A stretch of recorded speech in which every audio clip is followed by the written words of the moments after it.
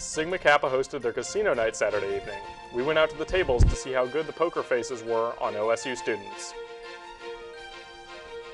No football game was held at Research Stadium this weekend, but you could have found plenty of art in an exhibit hosted by football player Stephen Christian. We'll show you how local artists came together in this offbeat Research event. Then, what does OSU do with all the gadgets and gizmos they don't need anymore? Reporter Hayden Wilcox shows us what we have OS used.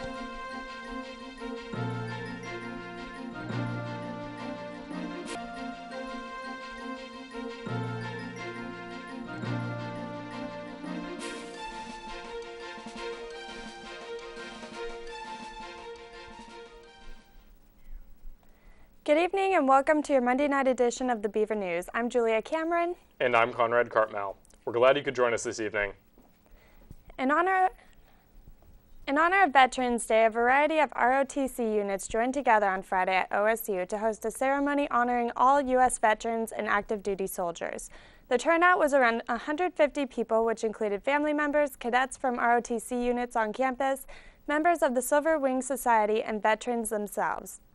AAS Commander Cadet Armando Kranick, Father John Henderson, and keynote speaker Colonel John Antonin spoke at the event. The ceremony was followed by a reception held at the Memorial Union. The reception gave ROTC students of OSU a chance to interact with veterans and their families and loved ones. Overall, people thought that the event was well done and had a good time. And on the topic of Veterans Day, Oregon State University is helping veterans as well. OSU is enrolling military vets at a higher rate than ever before, and as they create and expand new programs with these people in mind. Student veterans account for about 1 in every 25 students here at OSU, and the number has steadily been increasing. Part of the reason is due to an expansion of federal education benefits that started in 2009, and soldiers are starting to come back from duty overseas. 2 new initiatives at OSU are geared towards these students. One provides medical help to veterans, and the other focuses on academic support. The Sisters of Sigma Kappa hosted Sigma Royale Saturday night, a casino-themed charity event to raise money for their foundation. Although the event hosted a number of members of the Oregon State Greek community, participation was not limited to current Greeks. Also in attendance were alumni and now Greek and non-Greek students, as well as members of the Corvallis community.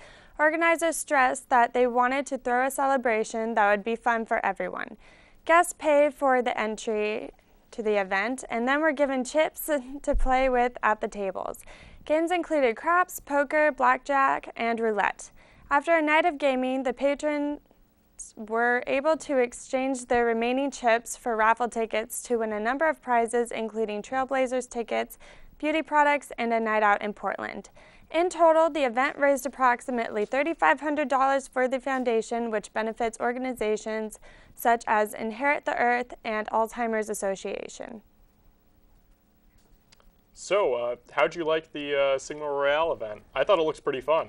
It was actually a lot of fun. I saw that you were wanting to play poker the entire night. Yeah, I kind of wanted to jump into a game and test my luck out, but unfortunately I didn't get a chance to. Have you ever gambled? Anything look fun to you? I haven't. No one ever taught me, so I don't think I would be any good at it, but I'd be willing to learn. Well, we can fix that. Okay, perfect. The Tour de Franzia, an event that involves dressing up, biking, and drinking Franzia boxed wine, took place on Saturday. The event did not have proper permitting and was thus broken up by Corvallis police. The revelers biked from 11th Street to a covered bridge on Campus Way, where they began to celebrate and drink the wine that they had brought with them. The affair was quickly shut down by the police department. There were no arrests made at the bridge. KBVR sees this as an appropriate moment to remind our viewers of the dangers of operating vehicles, including bicycles, well under the influence of intoxicants, as well as the fact that doing so carries serious legal ramifications. Research Stadium usually is a forum for football games and excitement, but Saturday evening the worlds of sport and art came together at an art show. Stephen Christian, who plays football for the Beavers, hosted Artistic Beavers, a gallery that showcased both his own work and that of other artists. The event also included a silent auction with proceeds going to benefit the Jackson Street Youth Shelter. The kids at the shelter also donated art of their own, a large welcome mural that hung on the walls. There was a good turnout for the event.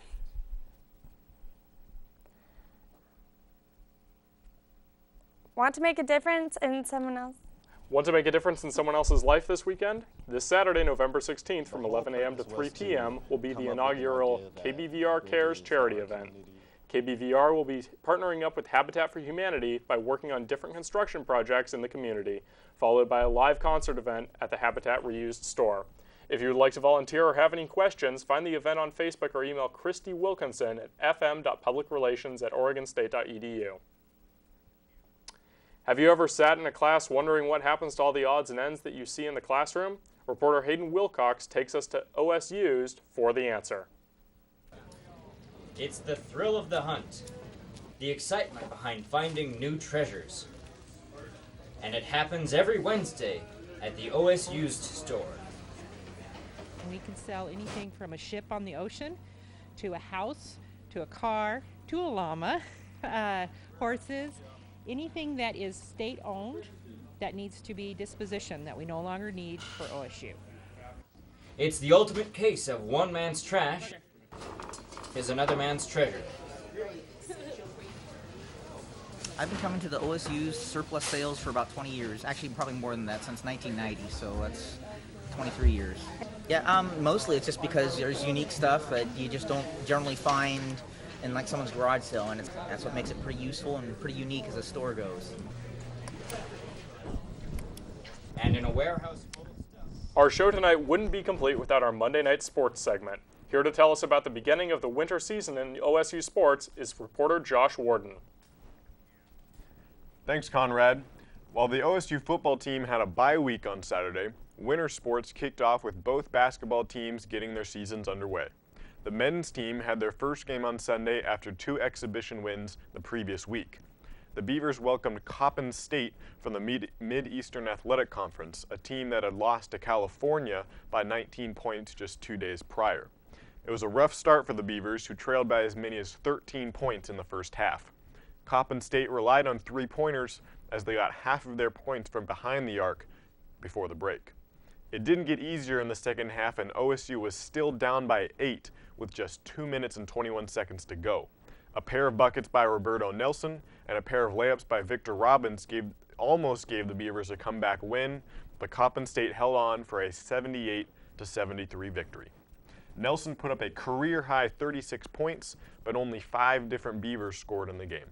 Oregon State has another home matchup this Wednesday at 6 p.m. against the University of Portland.